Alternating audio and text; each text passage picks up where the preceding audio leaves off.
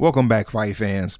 Well, maybe it's just me, but this has been an underwhelming weekend of fights so far. Two of the three main events have not been action-packed at all. We still have NUA later on tonight. By the way, it is Sunday that I'm recording this. But right now, I'm here to talk about the super middleweight fight last night between Saul Canelo Alvarez and William Scull. It was Alvarez by unanimous decision. Like most of you, I picked Alvarez in this fight, but I actually, let me just say this. I originally picked Alvarez by late stoppage. I thought that in rounds 9 or 10, somewhere around there, he would stop William Scull.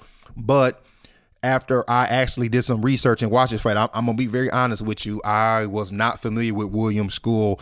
I have heard of him, but I'm not going to fib to you and say I've watched him fight, watched any of his 23 fights. So I did that. I went and did some research, and after I did, I came to a different conclusion. I said Alvarez is still going to win this fight, but it's going to be by unanimous decision because this guy is not going to engage in fight.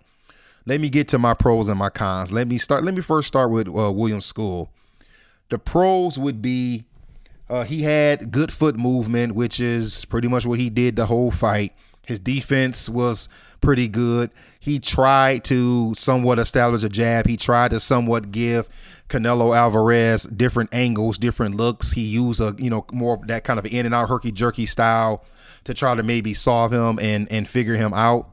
And he did throw a couple of combinations here or there within 12 rounds. Now for the cons would be he showed up for the fight, but he didn't come to fight.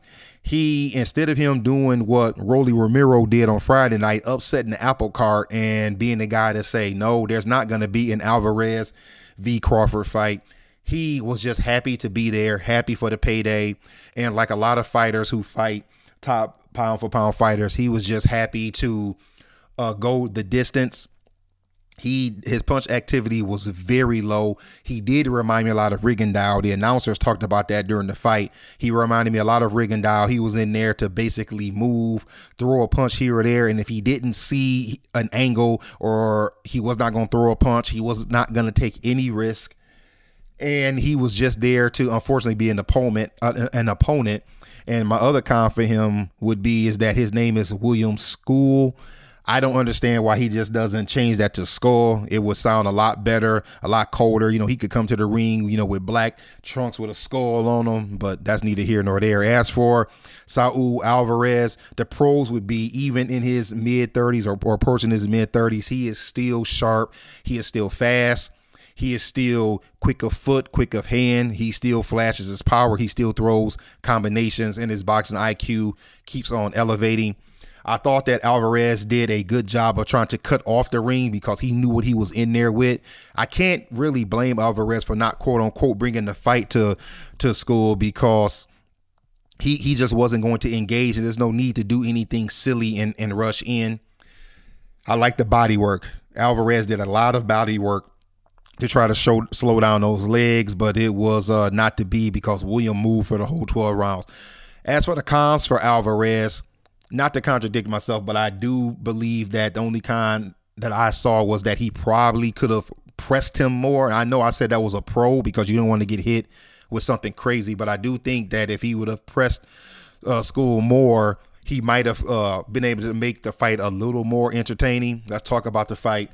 Pretty much there were not any entertaining rounds 1 through 12. It was pretty much Saul Alvarez, the whole fight, 1 through 12. It was Alvarez cutting off the ring, Alvarez throwing left hooks to the head, Alvarez jumping in, going to the body, Alvarez jumping in, throwing 2 to 4 punch combinations. And I think that he realized that that's what the whole fight was going to be. And I also think that at some point, Saul realized I have a mega payday coming up in September against Terence Crawford. There's no need to do nothing crazy. I'm going to win this fight. I'm going to win it easy. And I just think that I don't want to say he let off the gas, but he knew that the fight was in the bag. Pretty much there's not really a lot to break down. As I mentioned, there wasn't one round that I can think of where I will say, yeah, that round was entertaining. Let's get to the end of the fight. No surprise, Saul Alvarez by unanimous decision, and now we move on to what happens from here. As for William Scull, I would say he needs to go back to the drawing board. I agree with something that the announcers were saying. It's probably going to be a long time before you see him on network TV again on a big card like that. That was his chance to shine, and he absolutely did not do it. As for Alvarez, we know what's next. Terence Crawford in September. Now, this fight is going to the next 3 months are going to be exciting, talking about this fight, building up this fight, and I'm going to give an early prediction.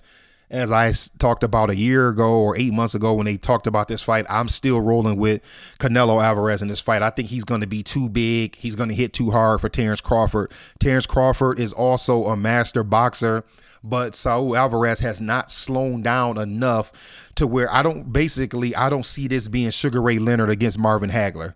We all know, and Sugar Ray admitted this himself, when he was ringside for Marvin Hagler's fight against John the Beast Mugabe, he said that he saw something that he could exploit, and that's why he wanted to fight Marvin Hagler. I don't think that sitting ringside, Terence Crawford saw anything. At least I didn't see anything that Terence Crawford could exploit to make me think that he can beat Alvarez. Remember, Terence Crawford is coming up, I'm going to say 3 divisions, even though his last fight was at junior middleweight, and you could say 2 divisions. That was only one fight. I'm going to say that Crawford is coming up 3 divisions. I don't think that he's going to be able to keep Alvarez off of him. And unlike William Scull, who Alvarez fought last night, I don't think he's going to be that concerned about Terence Crawford's power to where he's going to stay back and not bring the fight to him. I think he's going to want to do to Crawford what Dimitri Bivol did to him, overwhelm him and win the fight that way. But guess what? I can be wrong. I've been wrong before.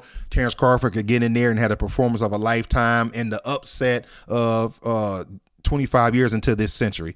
All right, fight fans, what did you think about Alvarez v. Scull last night? Were you entertained? What did you think about the fight? Did you think there was something that Alvarez could have maybe did different to make the fight a little more entertaining, or maybe to get in there and knock William out? And what do you think about this upcoming Alvarez v. Crawford fight? All right, if you haven't already, right here on YouTube, hit the like button. Give me a like. Give me a subscribe if you haven't already. You know, I enjoy doing this. We want to keep growing this channel. And hit the notification bell so you can know every time we're talking boxing. All right, fight fans, there you go. That's my thoughts on Saul Canelo Alvarez against William Scull. Until next time, peace.